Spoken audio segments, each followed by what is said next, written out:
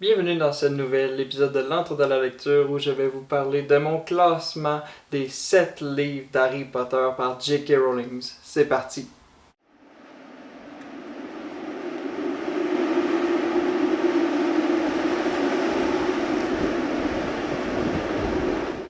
Un simple petit rappel pour tous ceux qui n'ont pas vu ma dernière vidéo dans laquelle j'ai fait une grosse annonce. Mes 5 livres se retrouvent enfin sur Amazon et sur Kindle. Voici les 2 vidéos qui en parlent, en espérant qu'elles vous plaisent. Harry Potter, une série qui en a marqué tant.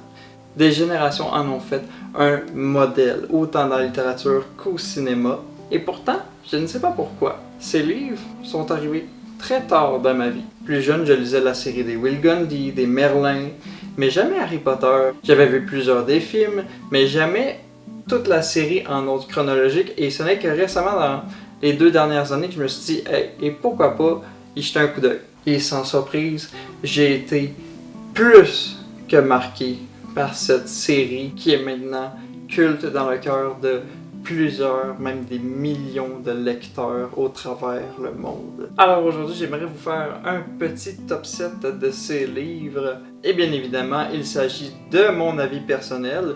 Donc si mon numéro 1 n'est pas le vôtre, ce n'est pas grave.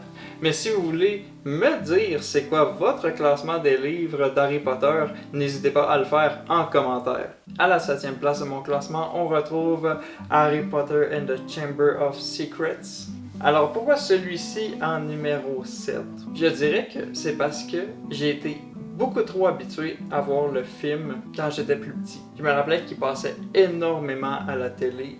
Donc son histoire, je l'ai revue et revue et revue. Donc de le relire, qui est quand même assez pas un copier-coller, mais c'est similaire en tout point.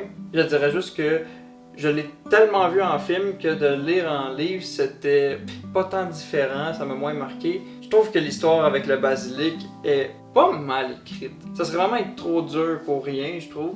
Mais je trouve que c'est un très drôle d'adon qu'à chaque fois que le basilic attaque, du genre Hermione ou les autres élèves de l'école, je trouve ça bizarre qu'il n'y en ait aucun qui soit mort. Mais on a quand même Dobby, qui est l'un de mes personnages préférés de la série, qui est ici présent et qui apparaît pour la première fois. On en apprend aussi davantage sur Hagrid. Hagrid qui a été longtemps mon personnage préféré jusqu'au, je pense, 4e ou 5e tome. Mais ouais, sinon j'ai juste moins accroché sur le 2e. À la 6e place de mon classement, on retrouve Harry Potter and the Philosopher's Stone, qui est le premier de cette longue suite.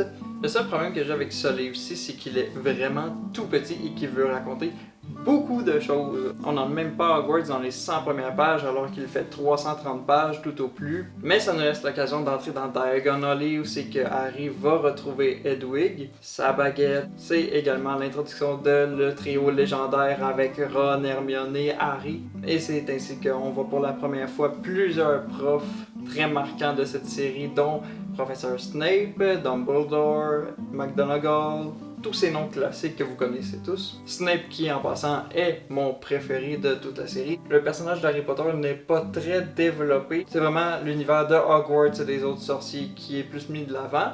Mais c'est une très bonne ouverture à cet univers totalement fascinant. À la 5e place de mon classement, on retrouve Harry Potter and the Order of the Phoenix. Ce que je disais sur The Philosopher's Stone, je pense que c'est le contraire en fait pour ce livre-ci qui est 850 pages. Je le trouve très long. Harry Potter en fait il adore se mettre les pieds dans les plats tout le temps et il est toujours suspecté de faire les mauvais coups, ce qu'il fait la majorité du temps. C'est juste qu'à chaque fois qu'Harry déclare aux profs, aux autres élèves qu'il se passe un X danger concernant Voldemort, il y a personne qui les croit jusqu'à temps que Voldemort fasse de quoi. Donc c'est vraiment quelque chose qui se répète à chaque année. Et dans ce 5e tome, ça se sent qu'il est un peu tanné.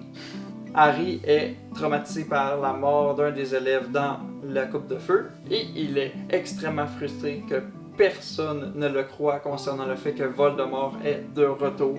The Order of the Phoenix, en fait, c'est un groupe qui est associé avec Dumbledore et d'autres sorciers très puissants afin de contrer des menaces telles que Voldemort.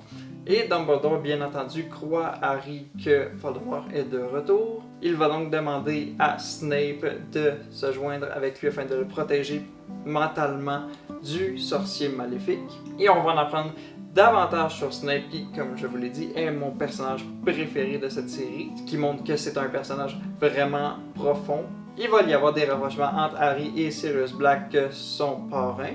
Et il va y avoir également la création de The Dumbledore Army, qui est un petit groupe secret qui est organisé par Harry, Hermione, Ron, afin de s'entraîner contre Voldemort. L'affaire, c'est que Umbridge, qui est envoyée pour enseigner les défenses contre les forces du mal, elle est envoyée du ministère de la magie pour garder un œil sur Harry Potter, Dumbledore et compagnie, refuse catégoriquement que tout rassemblement ait lieu, donc Harry est un peu clandestin avec son groupe, mais évidemment, on a l'habitude. Même si j'adore Dumbledore Army, j'adore également la finale, qui est très saisissante, très émouvante, surtout pour Harry, et que j'adore la profondeur qui a été apportée au personnage de Snape.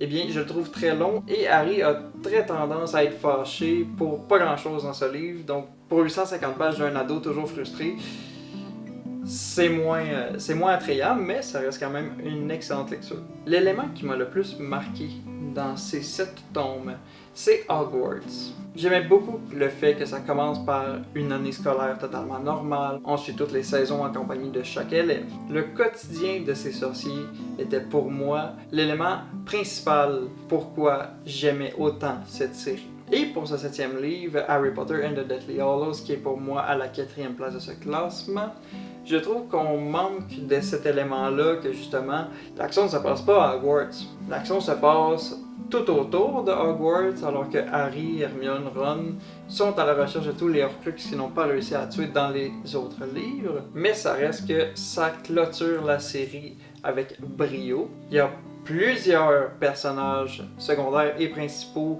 qui malheureusement décèdent. Même si je savais que ça allait arriver ayant vu les films, en livre, c'était encore plus marquant. Mais j'ai beaucoup aimé le début où que tous les membres de l'Ordre du Phénix emportent Harry très loin ensemble, où Ron, Hermione et Harry s'en vont eux-mêmes attaquer les Horcruxes, où que Hogwarts est pris au piège par Voldemort et ses sbires, où que Snape est devenu le directeur de l'école, et où justement il brille comme jamais dans les autres livres, où on apprend vraiment ses motivations et toute la psyché du personnage. Et évidemment le Battle of Hogwarts, la finale entre Harry et Voldemort. Donc c'est vraiment une bonne finale, même si ça se passe pas à Hogwarts. Mais il aurait pu facilement être dans mon top 3 si c'était juste pas du fait que justement ça se passe pas à l'école. Et on entre dans mon top 3 à la 3e position. Harry Potter and the Goblet of Fire. Dans les films, il y a plusieurs personnages qui prennent la place de certains personnages venant des livres. Je vais vous donner un exemple. Dans les films, Dobby n'apparaît que dans le 2e film et dans le 7e film, partie 1. Dans les livres, il apparaît dans le 2e, dans le 4e, dans le 5e, dans le 6e et dans le 7e. Et c'est un personnage vraiment important. C'est d'ailleurs lui qui donne la petite herbe qui permet à Harry de respirer dans l'épreuve dans The Goblet of Fire. The Goblet of Fire, justement, il entre dans mon top 3 parce qu'enfin, Harry Potter est montré comme un vrai protagoniste qui est capable de se défendre et est capable d'utiliser ses propres sorts. C'est pas juste Hermione qui fait la grosse job. On a Harry enfin qui se démarque. Toutes les épreuves sont vraiment cool. L'histoire en tant que telle l'est tout autant. Dans le film, le tournoi de Quidditch au début est vraiment survolé avec les Death Eaters qui attaquent les camps, alors que dans le livre, on prend vraiment le temps de présenter tout l'événement, toute l'attaque qui en suit. Harry fait face à plusieurs épreuves, alors qu'il ne devrait pas, alors que son nom n'aurait pas dû se retrouver dans le Goblet of Fire, alors qu'il était beaucoup trop jeune pour participer. Et la finale, enfin, où que Voldemort se dévoile, est plus que captivante, donnant vraiment envie de lire la suite. À la 2e place de mon classement se retrouve Harry Potter and the Half-Blood Prince. C'est vraiment dans ce livre qu'on sent que la menace approche. Dumbledore et Harry sont en recherche active des Horcruxes. Les Horcruxes, c'est des artefacts que Voldemort a mis une parcelle de son âme dans chacun d'eux, ce qui le protège et qui le rend pratiquement immortel. C'est vraiment dans ce livre que je trouve que Dumbledore brille enfin, qui montre enfin qu'il est un très grand sorcier par la force de ses sorts, de sa volonté et de sa sagesse. C'est vraiment de plus en plus sombre et mature. Et à un moment donné, Harry Potter tombe sur un journal de potions signé du Prince de Sang-Mêlé, Half-Blood Prince en anglais, qui lui donne de nombreuses façons de réussir des potions, des sorts et tout, même qu'il a créé certains sorts lui-même. Plusieurs seraient interdits, d'autres sont issus de magie noire, et c'est vraiment à se demander, mais qui est cet Half-Blood Prince? Et la révélation est très satisfaisante. Et enfin, mon livre préféré de la saga Harry Potter, je vous présente Harry Potter and the Prisoner of Azkaban. C'est à ce moment-là que la série a pris un gros tournant plus porté vers un répertoire plus mature, étant donné que on dirait une histoire fantastique d'horreur, mais pour adolescents, début adolescent. Et je trouve que ça fonctionne vraiment beaucoup. Harry est poursuivi par une ombre, un chien, et finalement découvre que le prisonnier d'Azkaban qui s'est échappé, Azkaban qui est la prison des sorciers, il découvre que, justement, cet homme en a après lui. Et toute l'intrigue entourant ce prisonnier est justement captivante du début à la fin. On introduit dans ce tome le professeur Lupin qui est un loup-garou, et vous savez, les loups-garous, ça me fascine. C'est vraiment une personne adorable malgré sa malédiction. Ses amis qui ont formé le groupe des maraudeurs a rendu l'histoire encore plus intéressante. La carte des maraudeurs est également un élément très important pour la série. Donc il y a beaucoup d'éléments que j'ai adorés dans toute la série qui se retrouvent dans le troisième. Et enfin, dans ce tome, il y a le fait que Harry a appris du professeur Lupin à faire apparaître son Patronus, qui est comme un sort de protection afin de repousser les esprits maléfiques, les forces du mal. Il fait facilement partie de mon top 10 des livres préférés de tous les temps et est aisément à la première place de mon classement. J'espère que cette vidéo vous a plu. N'hésitez pas à me dire en commentaire votre classement des livres Harry Potter. Mettez le petit pouce bleu, abonnez-vous, suivez-moi sur mes réseaux, je suis très actif sur TikTok. Vous pouvez également me rejoindre sur la page Facebook de l'Antre de la lecture. Et on se revoit bientôt pour une prochaine vidéo. Salut!